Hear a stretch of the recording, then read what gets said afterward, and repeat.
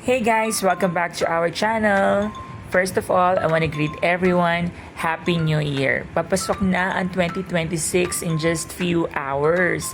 So, bago pa matapos ang taon, I have decided na mag-shoot muna ng ating munting bahay. Para bago matapos ang taon, meron tayong remembrance. So, natapos ang renovation ng bahay namin last May of 2025. So, after almost 8 months ng pagtira dito sa bahay na ito, here it is now. Bibigyan ko kayo ng update kung ano na ang nangyari dito sa loob ng aming bahay. So para sa mga taong mahihilig ng house tour, this video is para talaga sa inyo. And hopefully, makakuha rin kayo ng idea, especially sa mga viewers natin na nanonood ng ating video from the same subdivision kung saan ako nakatira, which is the Tanza Garden Villa. So, enjoy guys! So, there you go guys. Kung mapapansin nyo, marami akong ilaw dito sa labas ng bahay namin. It's because I install a lot of solar lights, diba? Why don't we take advantage ng ating araw, no? By acquiring solar power. So, as much as possible, talagang naglalagay ako ng maraming solar power lights para mailawan yung buong bahay. So, ito na yung loob ng bahay natin, guys. As you can see, this is the living area. So, naglagay rin kami ng fluted panels behind the TV to serve as an entertainment wall. Ito naman ang ating stairs na nilagyan namin ng wooden planks at saka ng handrail. Then, ang nilagay namin is also wooden.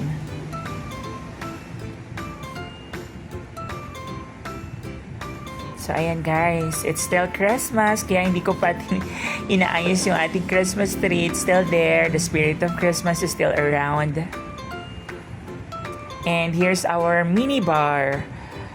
So, prior to that, bago nagawa itong renovation na to, it was just a wall. So, I decided na palagyan na lang siya ng bar para pwede natin magamit during the time na meron tayong happenings or enjoyments.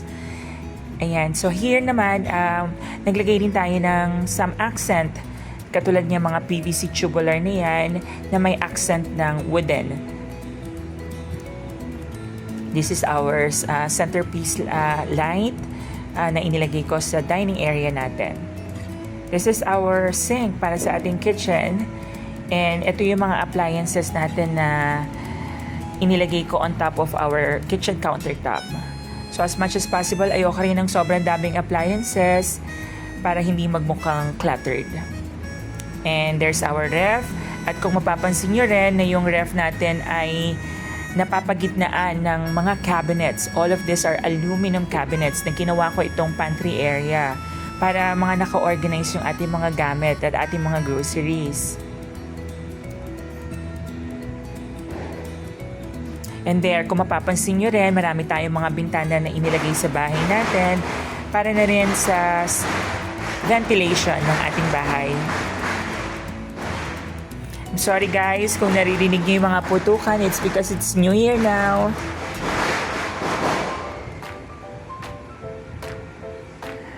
Yes, and that is our toilet there. So, dito naman tayo, pasok tayo sa ating laundry area. This laundry area is open. So, pumapasok ang hangin dito, nagkakaroon tayo ng air circulation, hindi kulob yung bahay natin. So, since meron tayong extra space dito sa likod, so I decided na gawin na lang itong service area and laundry area at the same time. So, ayan guys, there you go. A lot of storage areas, storage cabinets. Gumamit din tayo dito ng glossy marble type na tiles. So, ito naman yung ating stairs, going upstairs. So, ayan. Naglagay tayo ng mga konting decorations on the wall para naman hindi sobrang plain yung wall natin.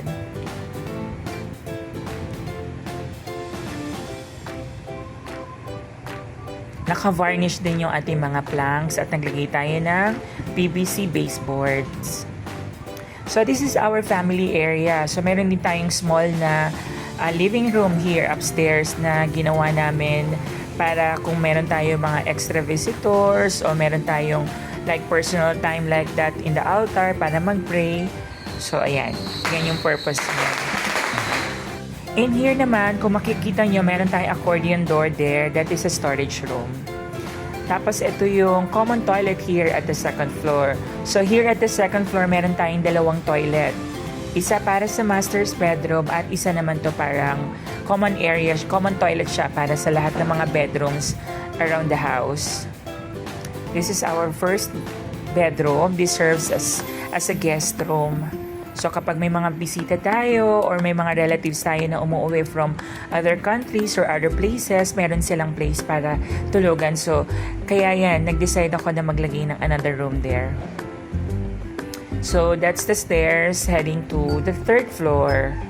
So itong mga bahay dito sa Tansag Garden Villa is regular house talaga nila, is talagang merong third floor. So, hindi ko na siguro kayo ma-itutour pa sa third floor kasi may mga bisita tayo there. And we don't want to disturb them. So, this is the hallway. That door is going to the balcony. And here's the master's bedroom. So, in the master's bedroom, meron tayong walk-in closet kung nasaan ang ating wardrobe cabinet. Andyan din yung ating master CR and master toilet. So, pagpasensyahan nyo na yung toilet natin, guys. Hindi kasi unplanned kasi to kaya medyo magulo pa. I'm really sorry but I'm just giving you an idea na merong two separate partition ng ating CR. One for the shower and another one for the toilet. So, here is my mini office. Dito na rin ako nag-office mismo sa loob ng bedroom ko. And this is the hallway towards the balcony. So, kung mapapansin nyo, yan, napakalaki ng ating balcony here. It's because I make sure to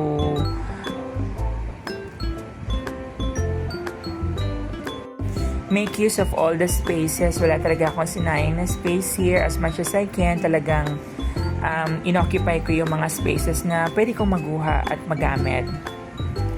So, ayan, meron tayong konting garden chairs and table.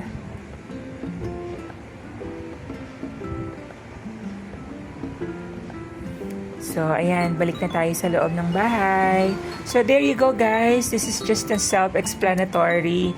Hindi ko na may explain sa inyo kung ano lahat ng mga ginawa namin sa bahay na to. But as you can see, lahat ng mga ceiling natin ay naka-PVC panels. The reason for that is para maiwasan natin yung mag-maintain ng mga paints o pintura ng ating ceiling. So, as much as possible, kapag naka-PVC panel tayo, very less na yung mga maintenance na gagawin natin on our ceiling.